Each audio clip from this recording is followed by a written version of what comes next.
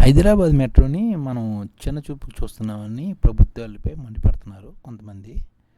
ఎందుకంటే గతం నుంచి అసలు కేంద్ర ప్రభుత్వం పట్టించుకోవట్లేదని, రాష్ట్ర ప్రభుత్వాలు కూడా సరైన దృష్టి పెట్టట్లేదని ఎప్పటి నుంచో ఉంది. ఇప్పుడు ఇతర నగరాల గురించి ఒకసారి చూద్దాం.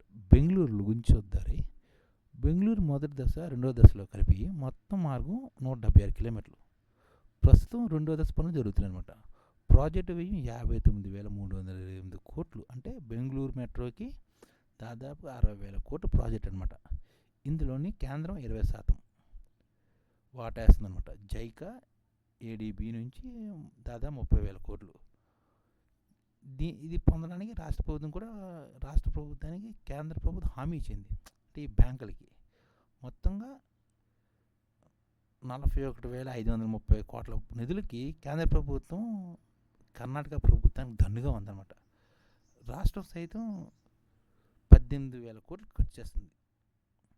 అంటే ఈ రుణాలను రాష్ట్ర ప్రభుత్వం చెల్లించాలనుకో భవిష్యత్తులో, అంటే బెంగళూరు మెట్రో 176 కిలోమీటర్లు అంటే దాదాపుగా 60,000 కోట్లతో అభివృద్ధి జరుగుతుంది అన్నమాట.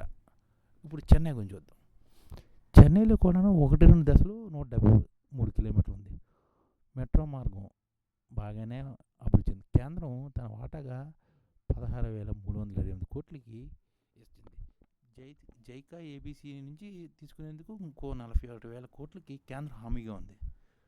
కేంద్ర మద్దతుతో ఇక్కడ కూడా దాదాపుగా 58,796 కోట్లతో చెన్నై మెట్రో ఉందన్నమాట. ఇక్కడికి కూడా కేంద్ర ప్రభుత్వం దండుగానే ఉంది. ఇప్పుడు హైదరాబాద్ విషయానికి వస్తే, హైదరాబాద్ మొదటి దశలో 70 కిలోమీటర్లు పీపీపీ పద్ధతిలో చేపట్టారు. ప్రాజెక్టు నిర్మించాలని ఎల్ఎన్టీ మెట్రోతో ప్రభుత్వం ఒప్పందం చేసుకుంది. మొదటి దశ ప్రాజెక్టు విలువ 22,000 కోట్లు. ప్రైవేట్ సంస్థ 17,542 కోట్లు వేయించేయగా రాష్ట్ర ప్రభుత్వం 3,000 కోట్లు ఖర్చు చేసింది. సర్దుబాటు వ్యయం కింద 1,458 కోట్లు ఇస్తామంది. పాత బస్తీ వరకు పనులు చేపట్టడంతో కేంద్రం తన వాటాలో 250 కోట్లు నిలిపివేసింది అనమాట. అంటే దీన్ని బట్టి పాత బస్తీలో లేదని చెప్పి కేంద్ర ప్రభుత్వం కొద్దిగా హైదరాబాద్ మెట్రోని చిన్నచూపు చూస్తుందన్నమాట. హైదరాబాద్ మెట్రో దశలో బిహెచ్ఎల్ నుంచి కొండాపూర్, మెహదీపట్నం మీదుగా లక్టీకపూర్కు 26 కిలోమీటర్లు టీపీఆర్ని రూపొందించారు గతంలో. నాగోల్ నుంచి ఎల్బీ నగర్కి 5 కిలోమీటర్లు కూడా ఇలా ఉందన్నమాట. ఈ రెండింటికి దాదాపుగా 9,000 కోట్లు అంటే 8,455 కోట్లు అవుతుంది.